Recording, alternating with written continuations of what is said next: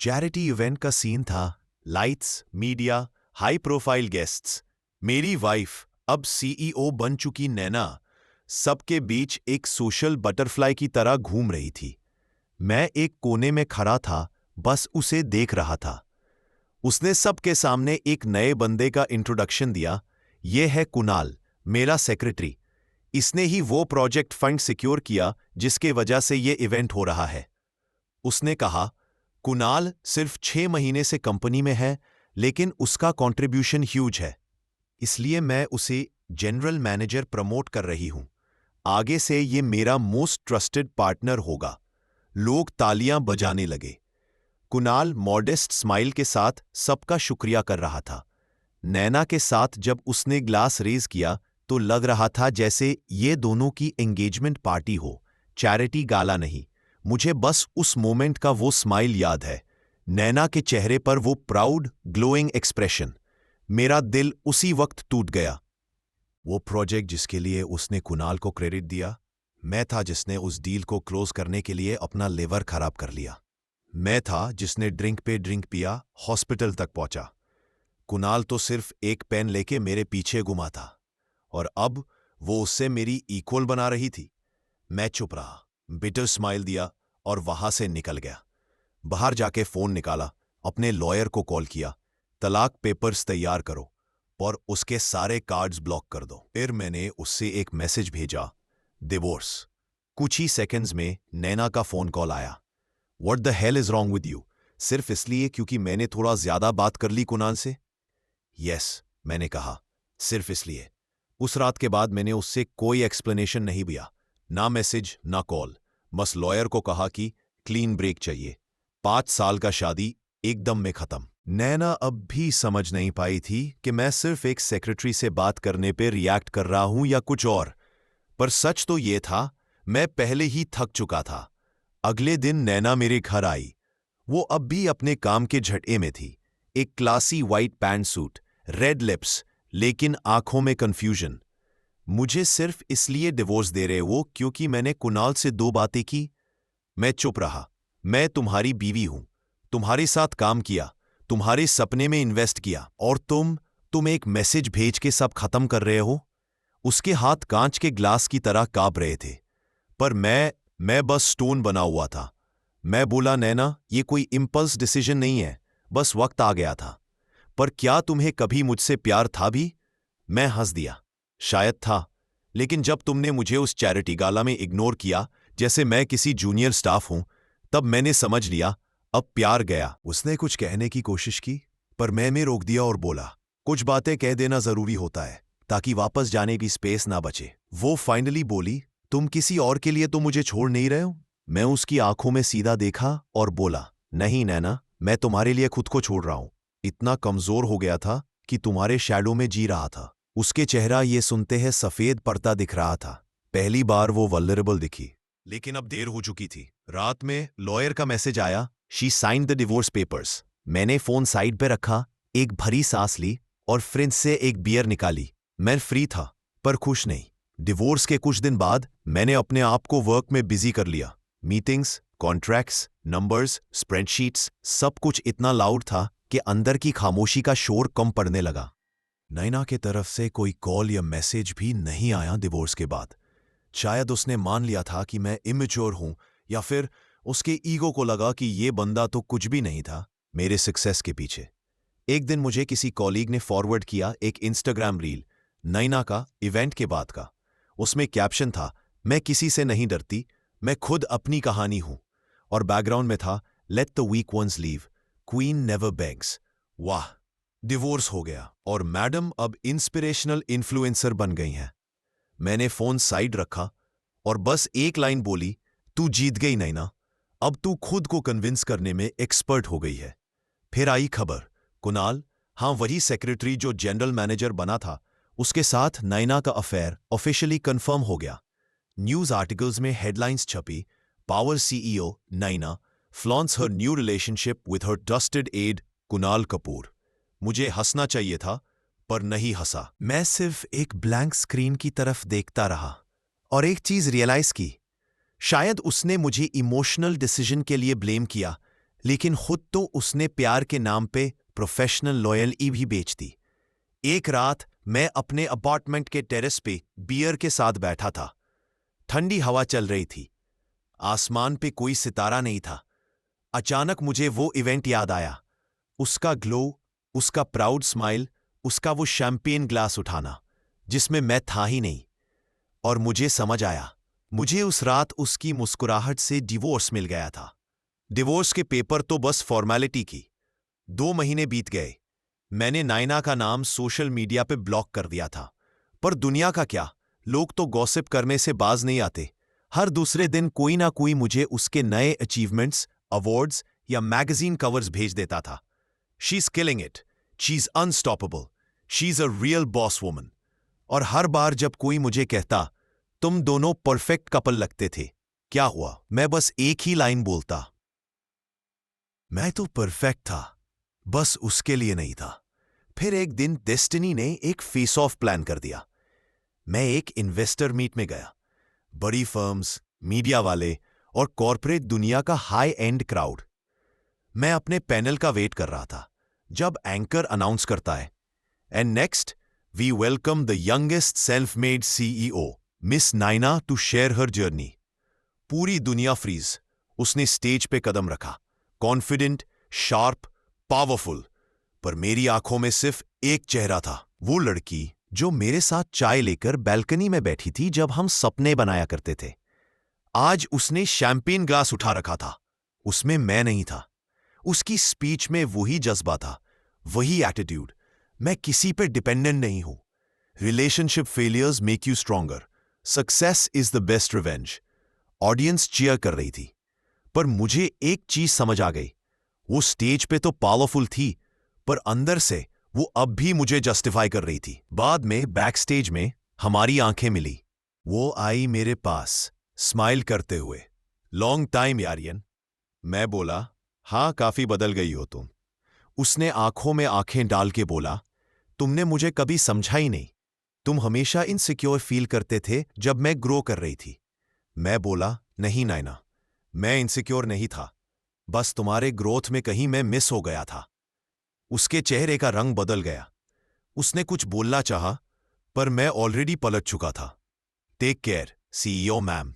तुम्हारे नए पार्टनर का स्माइल इवेंट के लाइट्स जितना ब्राइट होना चाहिए। मैं निकल गया। उस दिन मुझे पहली बार लगा, मैं अब उसके नाम पर नहीं रुकता। ना मेरी चाय उसकी यादों से कड़वी लगती थी, ना मेरा म्यूजिक उसकी रील्स के ट्यून्स में फंसे हुए थे। मैं फाइनली फ्री था। इन्वेस्टर मीट के बाद मुझे और ऑफर्स मिलने लगे। लोग कहते थे, आर्यन तुम्हारा काम साइलेंट कॉन्फिडेंस ही तुम्हारा ब्रांड है। मैं अब मेंटरशिप और बोर्ड एडवाइजरी रोल्स में बिजी हो गया था। और तभी एक कॉल आई। एक बिग नेम स्टार्टअप का फाउंडर मुझे सीईओ एडवाइजर बनाना चाहता था। और ट्विस्ट ये था, उस कंपनी का मेजर इन्वेस्टर थी नैना। मुझे लगा वो शायद कॉन्ट्रैक्ट कैंसिल कर देगी, पर नहीं। उसने खुद एक मैसेज भेजा, प्रोफेशनल होना सीख लिया तुमसे। बोर्डरूम में पर्सनल हिस्ट्री नहीं चलती, लेट्स वर्क। मैंने सिर्फ थम्स अप भेजा। First day of the boardroom meeting, मैं कॉन्फ्रेंस रूम में गया। सब लोग फॉर्मली बैठे थे, और तभी वो आई, नैना। वैसे ही ड्रेस टू किल, बट इस बार थोड़ी सी थकी हुई दिखी। आईज टायर्ड थी, जैसे सपने चेस करते करते नींद भूल चुकी हो। मैं सीधा अपनी सीट पे बैठ गया। उसने प्रेजेंटेशन शुरू की, sharp, to the point, but हर थर्ड स्लाइड पे मेरी तरफ देखने लगी, जैसे पूछना चाहती हो, क्या अब भी तुम मुझे देख रहे हो आर्यन? और हर बार मेरा फेस ब्लैंक था। मीटिंग के बाद उसने मुझे कॉर्नर में ले जाके पूछा, तुम सच में ठीक हो? मैं बोला, हाँ क्यों? तुम्हारे आंखों में पहले जैसे आग नहीं है। मैं उसकी तरफ धीरे से झुका और बोला, आग तो थी, लेकिन उसमें तुम जैसे लोगों ने पानी डाल दिया था। उसने कुछ सेकंड्स चुप रहकर बोला, तुमने तो मुझे ब्लॉक कर दिया था, मैं कभी रीच भी नहीं कर पाई। मैं बोला, तुम रीच तब करती जब हम रिलेशन में थे। डिवोर्स के बाद सिंपैथी दिखाना इजी होता है। उसकी आंखें भर गई थी, पर वो ज्यादा टाइम नहीं रुक सकती थी, क्योंकि उसका असिस्टेंट उसके पीछे आ गया। मैम, आपका नेक्स्ट मीटिंग रेडी है। मैं बोला, गो live your brand Naina, queen never bags, remember. वो कुछ बोले बिना चली गई। पहली बार उसके कदम हैवी थे। उस रात मैं अकेले बेड में बैठा था। तभी एक पुराने दोस्त का कॉल आया और वो बोला, भाई, नैना अब भी तेरे स्टोरी स्टॉक करती है। उसने तुझे ब्लॉक नहीं किया, हर पोस्ट को देखती है कि कोई स्पेशल गर्ल तो नहीं है क्या। मैं सिर्फ हंसा। मैं अब किसी को स्पेशल नहीं बनाता, बस खुद को लूज नहीं करना चाहता अब। बोर्ड मीटिंग्स चलती रहीं। नैना और मेरी इंटरैक्शन सिर्फ प्रोफेशनल थी, लेकिन हर बार उसकी आंखों में एक सवाल रहता था, क्या तुम्हारे लाइफ में कोई और है? मैं जवाब नहीं देता था, क्योंकि अब मैं किसी और के लिए अब सोचने लगा था। मीरा एक कंसल्टेंट थी जो नए ब्रांड स्ट्रैटेजी के लिए हायर की गई थी। सिंपल, ग्राउंडेड और सबसे इंपॉर्टेंट, फेक नहीं थी। उसकी सबसे अच्छी बात यह थी, वो मेरे सक्सेस से इंप्रेस नहीं होती थी और मेरी साइलेंस से अनकंफर्टेबल भी नहीं होती थी। एक दिन लेट नाइट मीटिंग के बाद मैं और मीरा ऑफिस के टेरेस पे खड़े थे। उसने कैजुअली पूछा, तुम और नैना कभी कुछ था? मैं हंसा, एक वक्त में सब कुछ था, तो अब क्या रिग्रेट है? मैं बोला, नहीं, क्योंकि उसके बाद ही मैं खुद को समझ पाया। उसने सिर्फ एक लाइन बोली, I like the version of you जो सर्वाइव करके आया है। उस रात पहली बार किसी और की आंखों में वार्मथ महसूस हुई, बिना जजमेंट के। अगली मॉर्निंग एक कॉल आई। एचआर ने बताया कि नैना ने मीरा के प्रोफाइल पर्सनली रिव्यू किया है और उनसे कुछ ऑफ रिकॉर्ड क्वेश्चंस पूछे। मीरा को थोड़ा ऑकवर्ड फील हुआ। उसने मुझे बोला, लगता है तुम्हारी एक्स को दिक्कत हो रही है मेरे साथ दिखने में। मैं बोला, उसे दिक्कत हर उस चीज से होती है जो उस पे कंट्रोल नहीं रख सकती। तभी एक और ट्विस्ट। एक आर्टिकल वायरल होता है, CEO Naina seen attending private party alone, close aide Kunal missing. Gossip blog speculate करते हैं कि कुणाल और नैना के बीच कुछ ठीक नहीं चल रहा, और मुझे ये देख के कुछ महसूस ही नहीं हुआ। एक रात नैना ने मैसेज किया, कैन वी टॉक? मैंने कोल्ड रिप्लाई दिया, ऑफिस में बात हो सकती है, बाकी सब अब पर्सनल नहीं रहा। फिर एक और मैसेज, आर्यन, मैं जेलस हूं, तुम किसी और के साथ खुश हो रहे हो। मुझे लगता था तुम लौट आयोगे, पर तुम तो आगे बढ़ चुके हो। मैंने मैसेज पढ़ा पर रिप्लाई नहीं किया। मेरे रिप्लाई की जरूरत भी नहीं थी। मेरा साइलेंस ही अब मेरा स्टेटमेंट बन चुका था। मीरा और मैं अब काफी कंफर्टेबल हो चुके थे। ऑफिस के बाहर भी चाय पे बातें, बुक एक्सचेंज और कभी कभी टाइम स्पेंड करना, बिना एक्सपेक्टेशंस के। उसकी एक खासियत थी, उसने कभी मेरे पास्ट के लिए सिंपैथी नहीं दिखाई। एक दिन उसने पूछा, तुम उससे अब भी मिस करते हो? मैंने सोचा, थोड़ा मुस्कराया और बोला, नहीं, पहले मैं उसके साथ जी रहा था, अब मैं अपने साथ जी रहा हूं और मैं ज्यादा इंटरेस्टिंग हूं। फिर आई वो रात जहां पास्ट ने नॉक किया और पहली बार नैना ने अंदर का सच एक्सेप्ट किया। लेट नाइट फोन वाइब्रेट हुआ, डिस्प्ले पे नैना कॉलिंग। मैं इग्नोर करने वाला था, पर कुछ लगा कि let's end it properly. Call pick किया, उसकी आवाज टूटी हुई थी। आर्यन, मैं थक गई हूं, हर मीटिंग में तुम्हें देखकर प्रोफेशनल बनना मुश्किल होता है। कुणाल चला गया। उसने बोला, मैं सिर्फ उसे यूज करती थी, और शायद वो सही था। मैं सबको यूज करती हूं ताकि मैं पावरफुल फील कर सकूं। मैं चुप रहा। फिर उसने कहा, मैं स्ट्रांग तब थी जब तुम मेरे साथ थे, तुम चला गए तो मैंने सिर्फ स्ट्रांग दिखने का नाटक किया। तुम्हारे बिना मैं सिर्फ एक हेडलाइन हूं, एक टाइटल, एक ब्लेजर, एक अवार्ड, पर इंसान नहीं। उसकी सांस टूटी टूटी लग रही थी। मैं बस एक ही लाइन बोला, तुमने मुझे तब नहीं चाहा जब मैं खुद को हार रहा था। अब जब मैं खुद से जीत गया हूं तो मुझे तुम्हारी यादों की जरूरत नहीं। उसने कहा, क्या तुम खुश हो मीरा के साथ? मैंने बोला, हां, क्योंकि उसने मुझे बदलने की कोशिश नहीं की। कॉल के एंड में उसने सिर्फ इतना कहा, मैं गलती थी तुम्हारी कहानी में, अब तुम्हारा एंडिंग बेटर हो। उस रात मैंने फोन साइड पे रखा और पहली बार एक रियल स्माइल आई।